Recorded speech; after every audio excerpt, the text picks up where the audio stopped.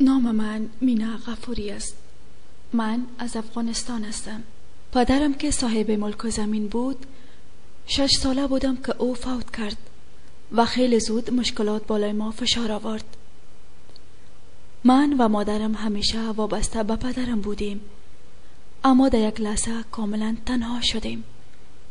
غریب، بیچاره، بدون کسی که ما را کمک کند. زندگی بر ما طاقت فرسا شده بود. من ناتوان بودم چرا که یک دختر هستم، اما مادرم تلاش زیاده می کرد تا برای من یک زندگی خوبی را فراهم بسازد. من دیگر صبر کرده نمی توانستم که مادرم برود و کارهای سخت را انجام بدهد که خیلی برش مشکل تمام می شد. هرگز در ذهن من این سوال خلق نمی شد که یک روز من هم کار می کنم. من می فهمیدم که مادرم مجبور است که وابسته به یک مرد باشد. با وجودی که خانواده پدرم برخلاف کار من بودند، من در تلویزیون طلوع درخواست کار دادم که یک رسانه جهانی است. یک ژورنالیست هیچ وقت نام خوب در افغانستان ندارد، چرا که همیشه حقایق را بیان می کند. بسیاری از افراد در یک رسانه کار می کنند، به یک نوعی اونا تهدید میشن، یا از طریق اقاربشان یا هم کسایی که اونا را میشناسن. من تنها یک خبرنگار نبودم، بلکه یک زنم بودم. عمل من ایجاد میکرد که مردم را عصبانی بسازم و برام مشکل خلق کنند. من یک زن بودم که مشغول به کار بودم. مردم فکر میکردن جای زن تنها در خانه است، هیچ وقت بدون کار کردن نمیتواند.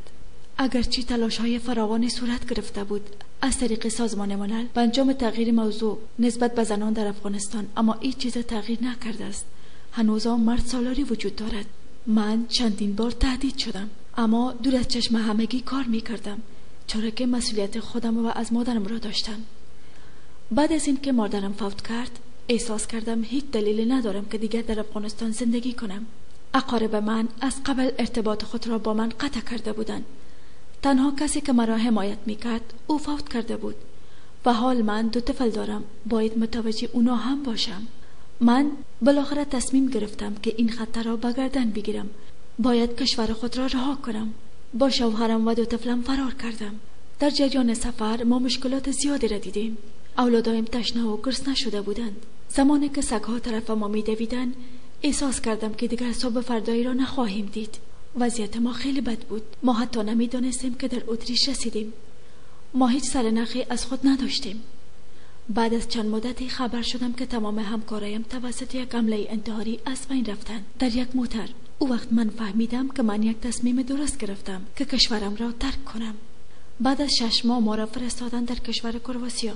من می‌دانستم که هیچ امنیتی در زندگی ما وجود ندارد، اما بازم یک امید به فردا دارم. من یک خانم زحمت کش هستم و منتظر یک فرصت خوب هستم تا بتوانم در هر ارگان یا شرکت خدمت کنم.